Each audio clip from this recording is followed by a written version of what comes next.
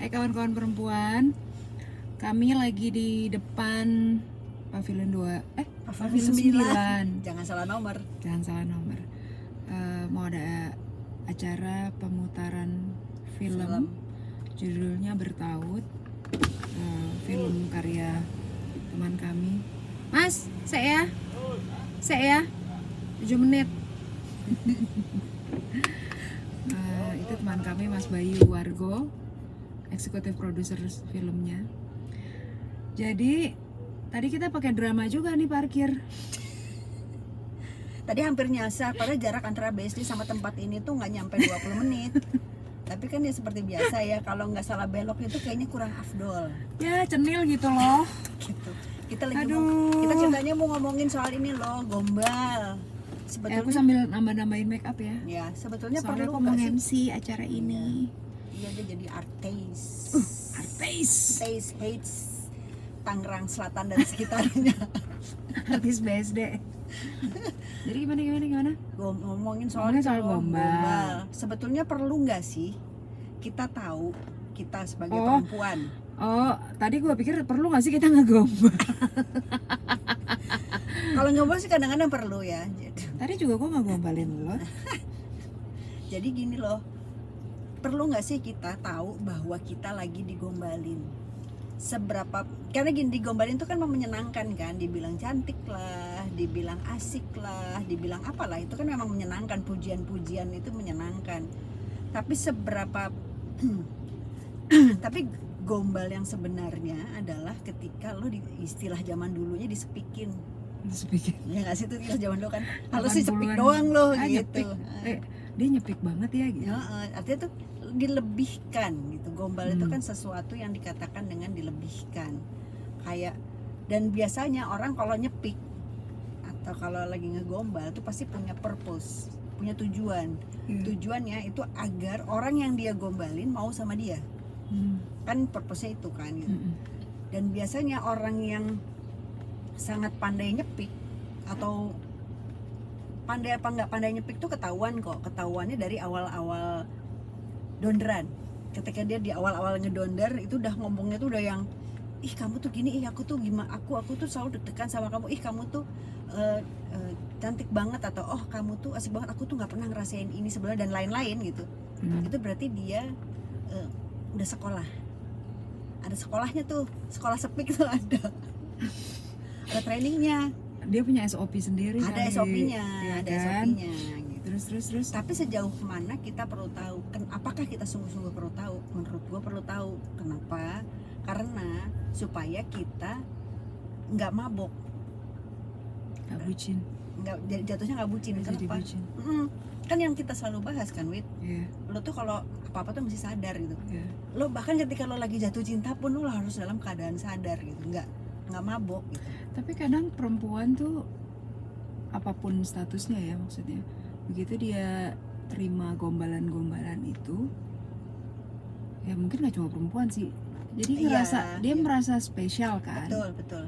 Apalagi kalau ada laki yang bilang, kamu tuh yang paling cantik loh selama aku sama siapapun, sama perempuan gitu. Atau gini yang paling sering gini, kamu tuh orang yang paling ngertiin aku, kamu orang yang paling paham aku, kamu orang yang ya begitu-gitu deh. Gak ada yang pernah bisa memahami aku seperti kamu memahamiku gitu.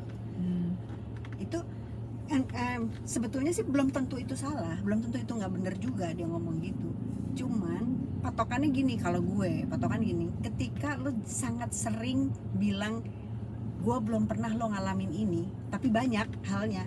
Bisa gue belum pernah lo di ngertiin kayak gini, gue belum pernah lo ketemu orang yang sebaik kamu, gue belum pernah lo ketemu orang yang mau ngebelain aku kayak gini, aku belum pernah lo ngebelain orang sampai segininya. Kalau banyak hal yang belum pernah dia ngakunya belum pernah, itu udah pasti gombal. Karena kita mesti lihat dia selama ini udah sama berapa orang, track record belakangnya, background check aja dulu gitu. Ya itu, makanya kita sebagai perempuan tuh kan yang selalu ya kita tekankan, punya level kesadaran yang baik, ya kan? Zaman sekarang kan, kalau zaman dulu kan orang tua bilangnya bibit bobot bebet ya. Zaman sekarang ya kita lihat background check kan. Mm-mm. Kan apalagi di era digital sekarang, sosial media banyak. Lo bisa cek Mm. dia sama perempuan lain atau sama orang lain gimana. Mm. Atau kalau memang ternyata gombalan itu memang untuk hal hubungan yang serius, ya. Kan ada yang cuma gombalan cuma buat ya udah lucu-lucuan ya. lucu-lucuan buat saling ngegombalin. Oh iya, buat saling kan? ya. Saling ya. Atau perempuan yang cuman ya nerima gombalan aja karena seneng digombalin gitu. Tapi kalau emang tujuannya buat serius, berarti kan lo harus tahu bagaimana hubungan dia dengan keluarganya, dulunya dia gimana, sebenarnya karakter sih. Iya. Kan Lo gini harus paham. Iya. Seenggaknya karena gini, banyak perempuan ya, gue pernah ada di masa-masa seperti itulah. Banyak perempuan yang tidak bisa membedakan persona dan karakter. Oh iya, iya. Iya. Bener nggak? Iya, karena kalau karakter itu kan lo mesti panjang dulu perjalanannya. Betul, tapi sebenarnya kalau lo sadar, lo bisa melihat persona dan karakternya itu ada momen yang nanti akan switch. Tapi kan nggak semua orang kayak lo itu kan soalnya lo tuh Cenayang. lo kesadaran lo tinggi kalau menurut gue gitu. Tapi sementara kayak orang-orang kayak gue yang tingkat bucinnya pol mentok langit gitu, itu mabok gitu loh, mabok. Jadi gampang toyo.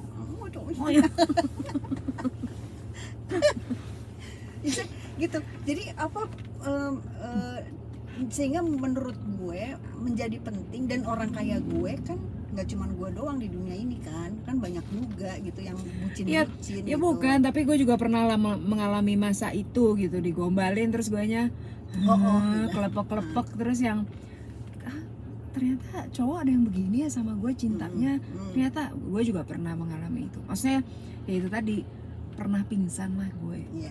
Kalau bahasa lo gitu kan, pernah nggak sadar, pernah pingsan tapi ya kemudian sadar lagi. Nyium amoniak ya. Kalau gue sih sadar gara-gara nyium amoniak gue cicik gitu, si anjing ternyata gue pingsan kemarin. Ya, tapi oke. Tapi makanya kenapa anjing disalahin terus, kasihan kan anjing lucu.